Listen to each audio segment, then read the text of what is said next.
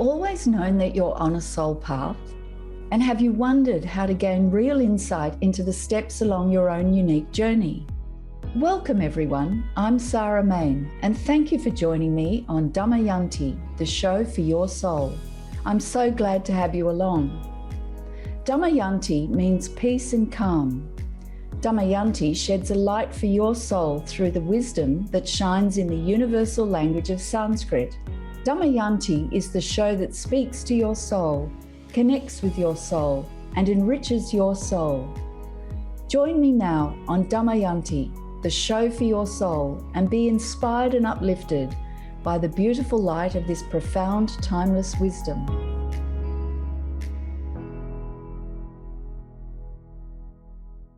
Welcome everyone. Hello. Welcome to Damayanti, the show for your soul with me, Sarah Main. It's wonderful to have you along.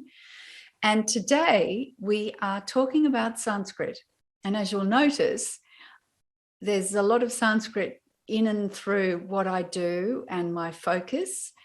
And I usually take the time periodically to just focus in on Sanskrit itself. Because for a lot of you, you haven't studied Sanskrit or don't know much about it. You may have done a few yoga classes, and there's a bit of Sanskrit in yoga. In yoga classes, generally speaking, the names of poses and of breathing, and people are familiar with the sound Om and Shanti, meaning peace. So today I'm focusing in on Sanskrit, just to give you a little insight as to how I see Sanskrit and experience Sanskrit, and hopefully that will open up the doors for you. So we're going to be talking about, excuse me, did you say Sanskrit?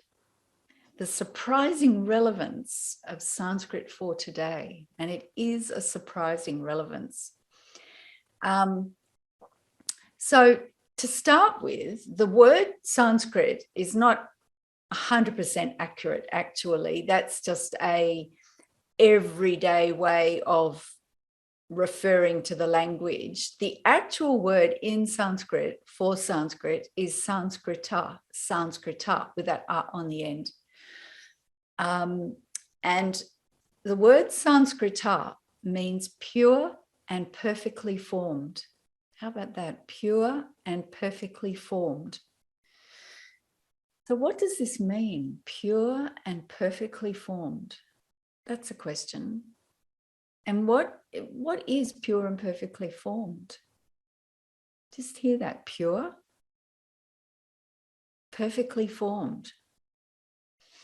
So first, let's just focus in on Sanskrit itself. So absolute number one, Sanskrit is an ancient language. Some would even say a timeless language.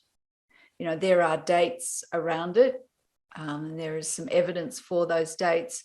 And then there's also an argument that it is timeless, but our minds can't really conceive of timelessness because our minds depend on time, past, present, and future. That's how the mind works. So within the realms of how the mind quantifies and understands things, Sanskrit is an ancient language, but if you go beyond that sort of level of thinking, Sanskrit is a timeless language. It's also described as the language of the universe.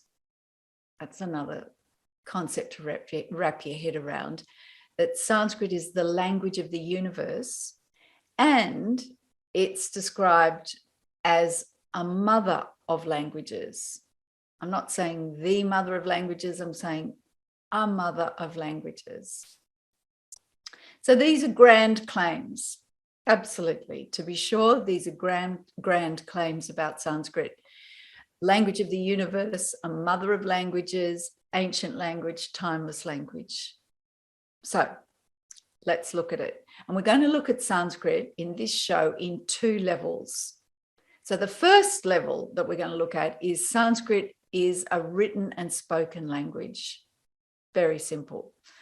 There are people that speak Sanskrit. I have some degree of facility at that, but you know, the more I spend my time doing what I'm doing with Damayanti, I don't work on my skills and they get a bit rusty. But I know people that can hold a conversation in Sanskrit, and there are many people, particularly in India, that can do that. There are places of learning, colleges of learning in India, where you can get a degree in a subject and the instruction will have been delivered in Sanskrit, in the Sanskrit language. And you could receive a degree or a certification or something, some sort of higher learning. It'll be in a subject, as it were, unrelated to Sanskrit, but the instruction will have been in Sanskrit. So there it is. And as Sanskrit as a written and spoken language, it has grammar, it has vocabulary, it's got sentence structure, it's got the works. In fact, it makes most languages that I've come across, like Latin, smattering of Greek, certainly English. I've taught English grammar for many years. It makes all of those languages sort of pale in the light of the sophistication and the scientific nature and the precision of Sanskrit grammar. So there it is. It's not some crude, basic language. Not that there's anything wrong with that, but it is the most sophisticated, the most beautiful, elegant, and scientific language. So as a mother of languages, so that's number one. Sanskrit is a spoken and written language, and there are vast, vast libraries of works that are written in Sanskrit, some more modern and some ancient. And they're on a range of topics, from science, maths, health. Some of you may have come across Ayurveda, which is the ancient system of health promotion, medicine for the body. There's astronomy, astrology, maths, architecture, vast, and of course philosophy, poetry, drama, everything in Sanskrit.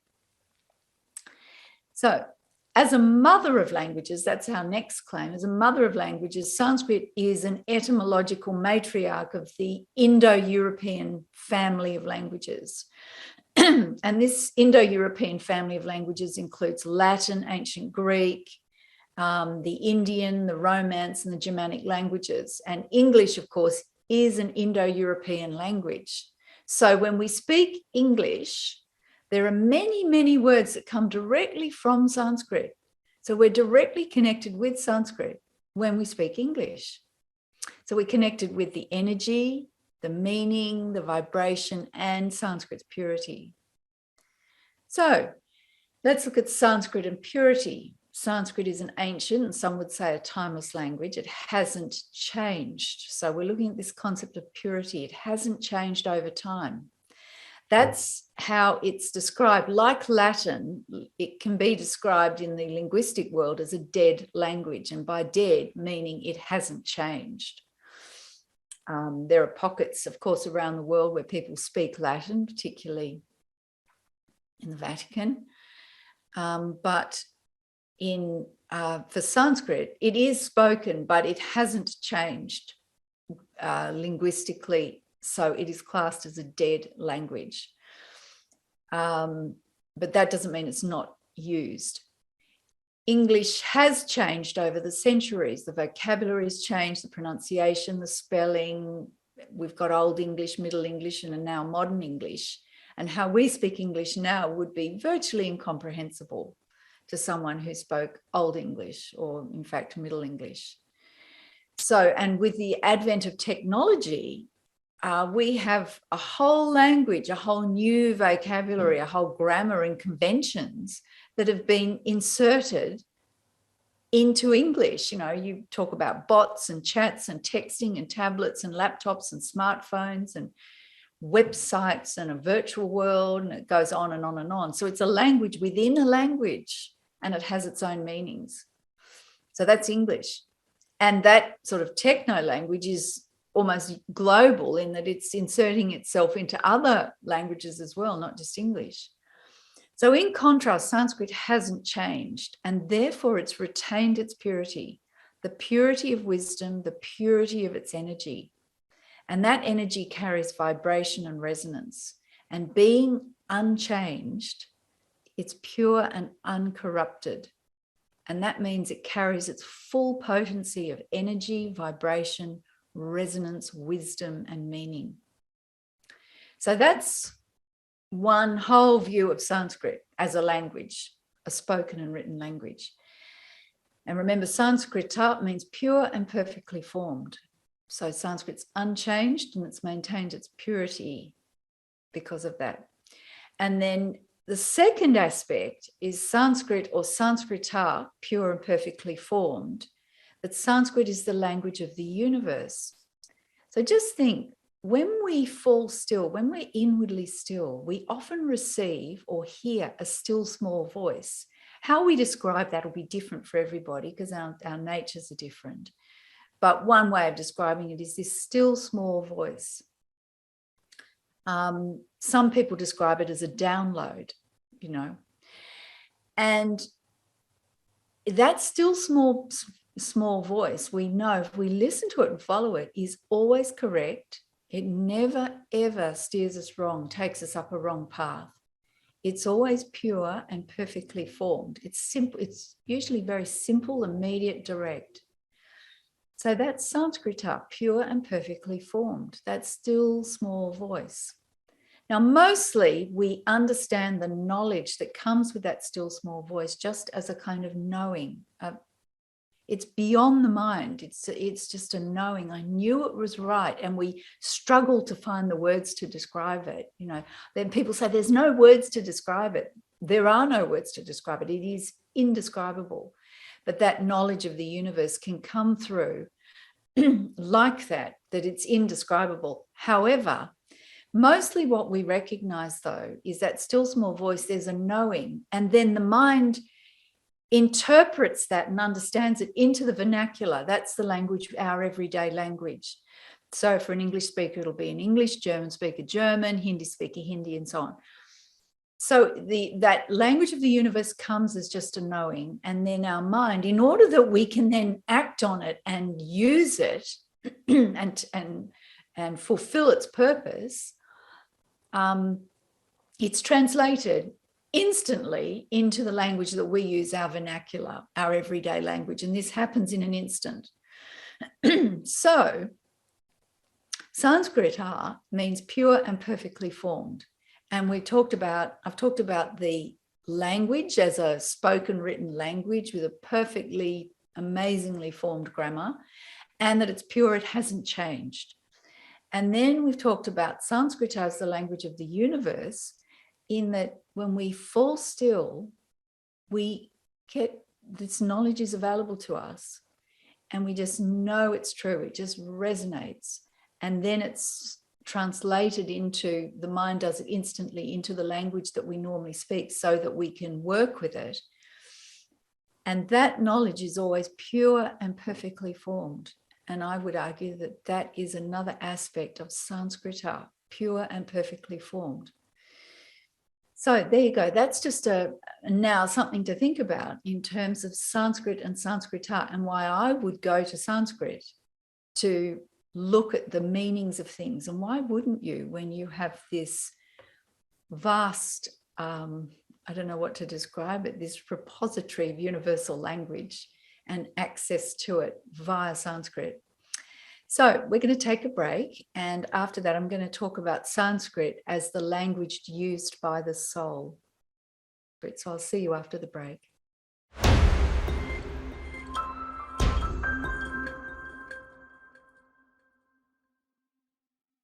Welcome back. Welcome back to Damayanti, the show for your soul. And today we're talking about Sanskrit. Excuse me, did you say Sanskrit?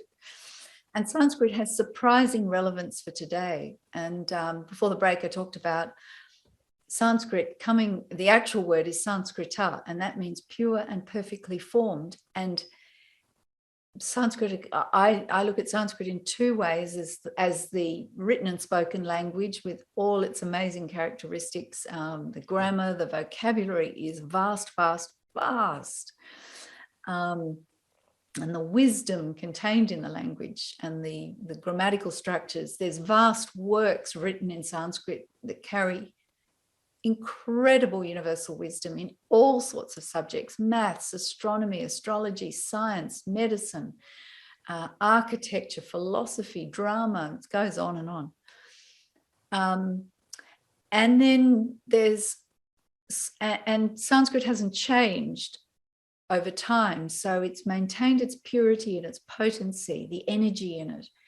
And then the other way of looking at Sanskrit is when we fall still, that still small voice that we hear.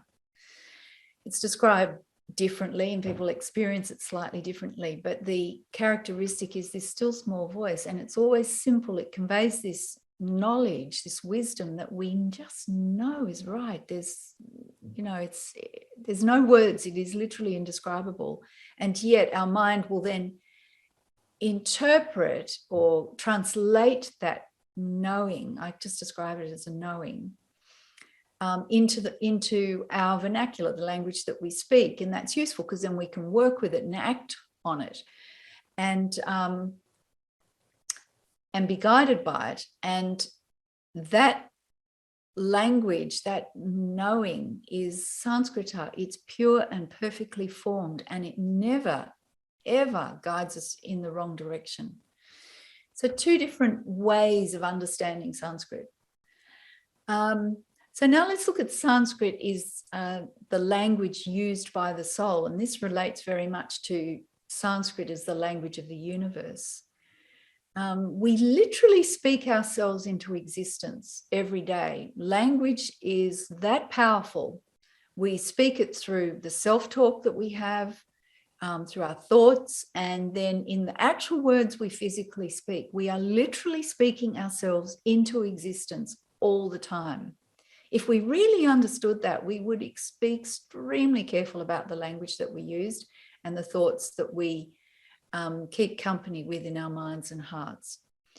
So so language and words are incredibly powerful, and Sanskrit reflects that, because Sanskrit is coming from the point of view of the energy of the universe, not the concepts, the energy.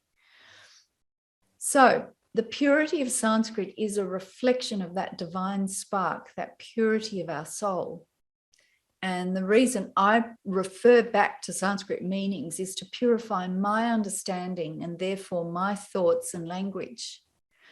And I was taught to do this many, many years ago by my spiritual teachers. And one example, it's in my book, it's this little word all, in English all, A-double-L, like everyone or everything, all. And in Sanskrit, that word is sarva. Some people pronounce it with a wa, some with a va, sarva or sarva. And I was at a study spiritual retreat, and we were having a study session, and we were looking up words in Sanskrit, looking up what the Sanskrit said about these English words, so that we had a deeper, clearer understanding.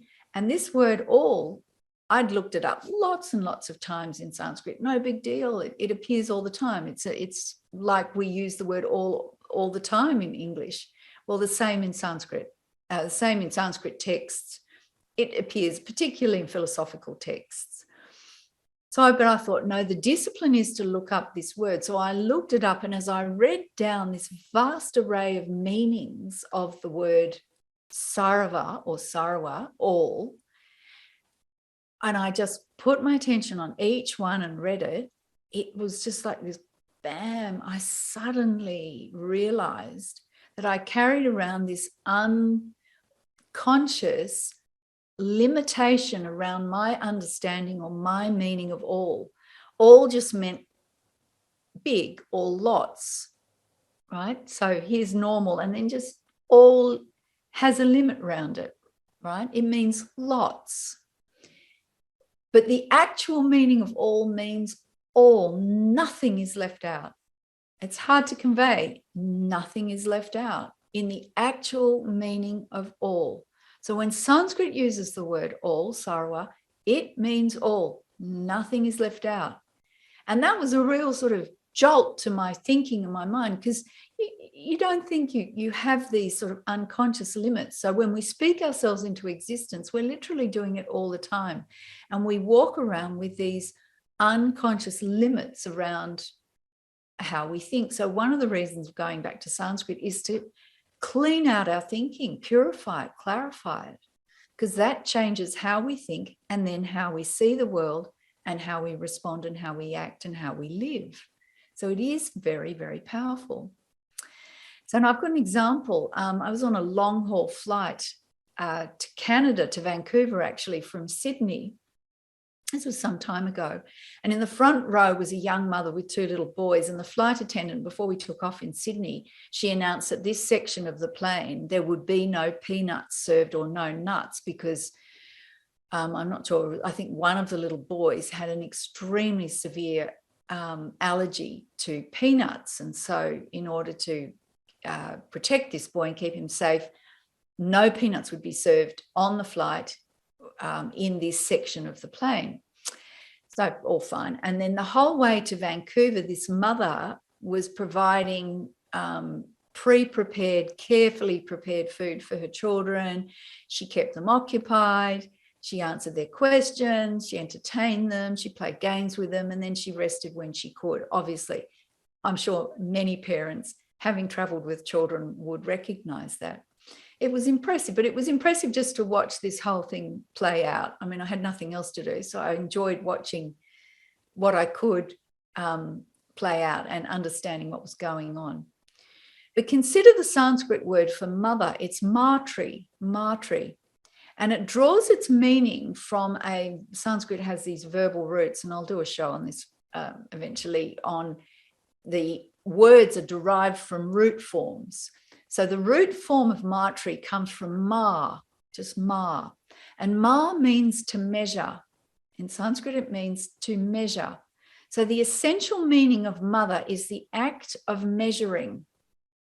So that's very interesting, because Sanskrit doesn't take some concept, it takes the actual energy of what's happening with mothering. If you look up mother in English, you get female parent. You know, it's just very clinical, technical, conceptual understanding. This is going, it's like turning a sock inside out. You're going from the inside out, understanding what's going on with mother, the meaning, the actual meaning of mother. It's the act of measuring. Measuring what? Well, Matri, a mother, cares for and nurtures the body, mind, heart, and spirit of a child. She provides everything just in the right measure, perfect for the time and place. The measures of what a child needs change all the time, depending on age, the weather, the circumstances, what's happened. And the mother perfectly is designed to give the child exactly what's needed when it's needed. She measures out love, encouragement, food, discipline, boundaries, knowledge, what to wear in winter, summer, the list is endless. It just goes on and on. And different measures are needed all the time, and different children, for a baby, for a teenager, for a grown-up adult, so-called child, right? So the act of measuring is the constant factor. So the knowledge of this measuring is innate and arises in response to the child in front of you. It's not a theory, it's not a concept. It's known and expressed in the moment, in the very act of mothering. So the true meaning of mother is in the action and the experience. And any woman, whether she's given birth to a child or not, has this within her to express this natural and innate power of measuring and mothering in the presence of a child. The greater the level of presence and awareness in the mother, the more precise the measure is. And that was certainly evident in the flight to Canada.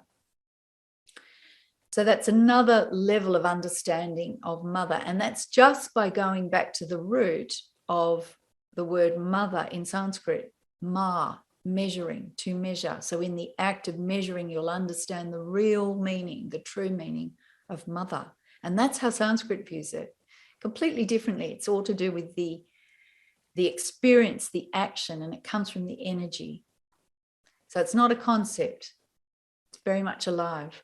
So going into these deeper meanings of words and objects is very beautiful, and it just connects you to this timeless wisdom, this perfection that surrounds everything. And going back to the Sanskrit is why I do it, because it helps you redefine, clarify, and realize new meanings, new understanding. And this has an incredibly powerful and positive impact in your life.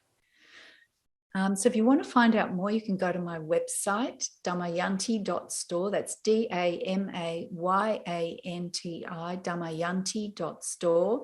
There's all sorts of information there. I've got a beautiful store of products. There's gorgeous jewelry, and they've all got Sanskrit designs on them. There's some t-shirts and mugs and things.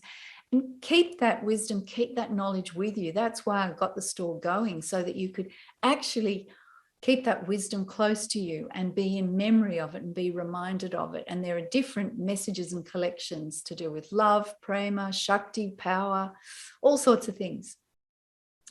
And my next show is on awake or asleep, being conscious or unconscious, eyes wide open, but are we awake or asleep? So that's my next show. So join me for that. And I'm going to finish off with a beautiful Sanskrit prayer, the universal prayer for all. May all be happy. May all be free of disease. May all see what is uplifting. May no one suffer in misery of any sort.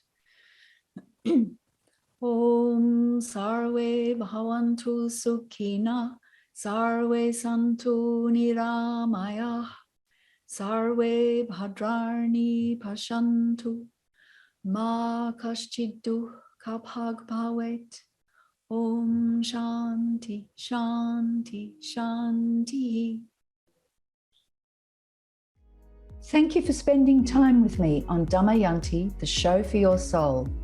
To find out more about Damayanti, or to get my book, Conscious Confidence, Use the Wisdom of Sanskrit to Find Clarity and Success, or to purchase my range of beautiful spiritual jewelry, go to my website, damayanti.store. That's DAMAYANTI.store.